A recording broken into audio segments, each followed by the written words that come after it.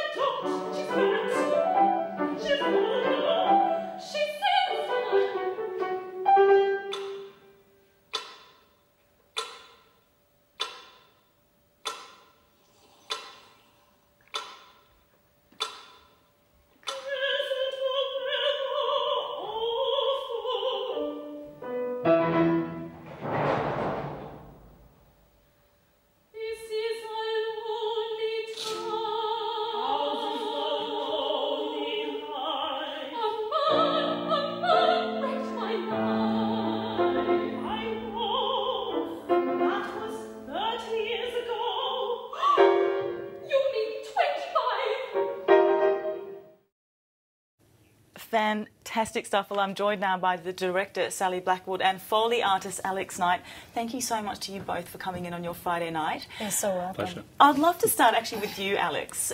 The music and the sounds that we think of opera as sort of one separate thing, and then radio plays as another, and how are you blending all this, and particularly with sounds? Is it a totally different way of imagining a musical space? Yeah, absolutely. I mean, I've never done anything like this before, because often it's, we'll put on an opera, it'll be on the stage, it'll be singing and acting, but this is, the sound effects has just kind of added a whole new dimension to it, and actually an exciting one as well.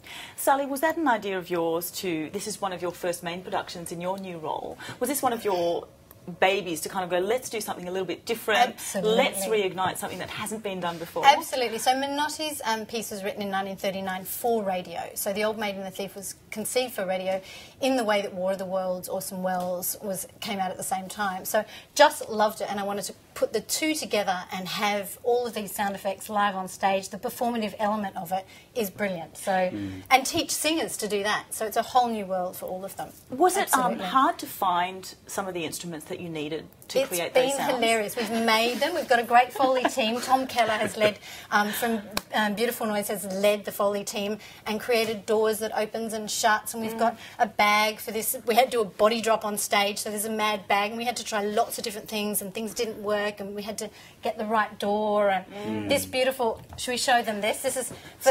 Alex gets slapped across the face. Yeah, so I get slapped across the face 6 times, not just once. Yeah, it's and great. then so I've got... which is quite effective, especially in the theatre. And then we go out in the street.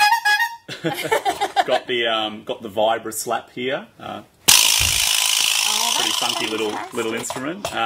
This is for the car starting up. So we've got the key jingle, and then this car, kind of. yeah.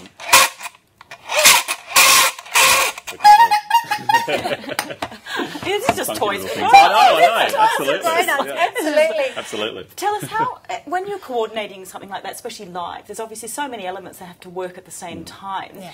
Is it scripted? Do you have all these little places like a thorough script? Absolutely. So it's with the musical score, and that's been wonderful working with the music department at the Con, so that we're working together to create the points in the score that work really well, and also they're watching on stage, so they're watching for footsteps, so we do all the footsteps, suddenly eating toast, suddenly, and it's all marked in the score. Yeah. Does it create a different sort of sense of collaboration between artists who essentially are doing quite different things that have been really replaced now by sound effects, by electronic boards, by mixing desks? It must be such a different working environment to be working in that space, Alex. Yeah, absolutely.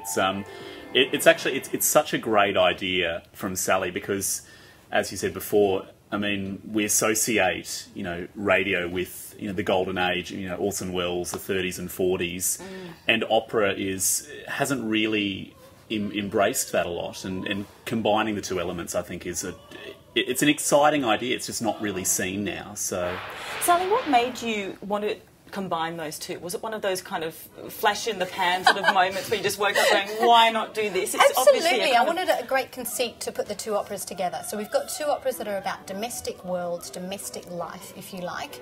So to put the Menotti and the Mozart together, if they sat side by side without that, I just didn't find it had that kind of guts to it. And the ensemble feel that everyone works together, creating these sound effects.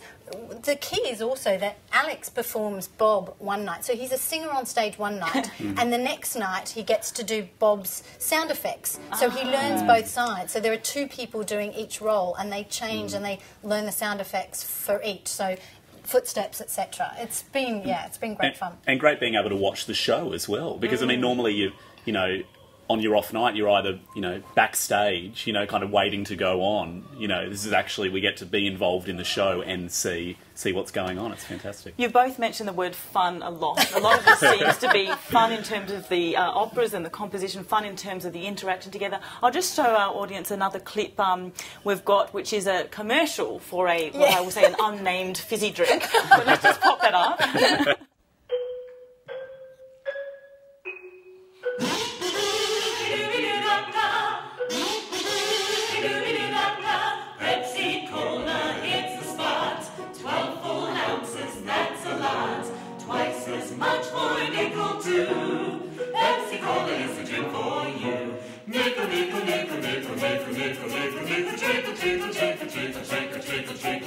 Pepsi Cola, it's a spot. 12 full ounces, that's a lot. Twice as much for nickel too. Pepsi Cola is the drink for you. Alex, you were saying then that this is not really what you think of when you think of opera. Opera does have that kind of big guy singing and a kind of quite, sometimes not very easy to relate to. Absolutely. What people are talking about. Why, these operas, why weren't they more popular? They probably were in the day, right? Absolutely, absolutely. So Menotti in the 30s was, very popular. But putting the Mozart with it as well, so which is, as I was saying, a domestic, it's not a big epic piece, the Mozart. So to add that into this world and to have them all in the same, you know, kind of ridiculous radio opera world works really well. And that's why I added the television commercials in, which is just fun. And I'm not into unnamed fizzy drinks. It's not about that. It's just so much fun. And it sets the tone and the mood. And it gave the singers something else to do as well in terms of voice skills. So they don't sing into a mic as an opera singer, but for those moments they do. So it enables them to try different skills, to test different things that they can do. And we also rewrote those jingles, which has been really fun. So. Now, you've got about 4 performances of this. Correct. What are you hoping your audience will come out sort of feeling and I guess seeing so much of this in front of them sort of unfold with sounds and everything, knowing that everything has essentially been created in front of them and unfolding in front of them? Do you expect them to feel like they've been part of a journey that they've never really seen before? I hope so. I hope so. I hope it's a really joyful experience. It's all about, this particular show is all about entertainment. I hope they understand even the German, because the Mozart is sung in German, it's subtitled, but to come out of that with getting that really fun feeling of, you know, playing everything as they're going along. Beautiful. That it's childlike and opera is approachable, and you know, I think it's really important because we're starring the next stars of the future, like Alex, are coming through the Conservatorium of Music, and to show the world what they can do in various ways is very, very important. And Alex, you mentioned this is your 7th year at the Con. You know, obviously as an artist and any instrument, whether it's voice or violin or cello, keeping up with a sort of changing world must be so much part of your artistry, not to get, say, typecast into one particular style of opera or one particular composer. Has this sort of pushed your boundaries in a way that you maybe hadn't have imagined? Definitely. More, yeah, absolutely. More than I ever imagined. It's tricky with opera because you kind of often typecast into a certain voice type and certain roles. But I think it's a wonderful thing to be able to be incredibly varied in your career, to to launch into that, launch into that. Yeah, very versatile. This is just something else that we have to learn to deal with. In the opera in the 21st century. And it's combating TV and film and everything. It's combining all the mediums. Yeah. Well, I have an offer for you, Alex. So my co-host, who's not here tonight, loves cracking jokes. So we thought we could keep you on as part of our team for like the whole year.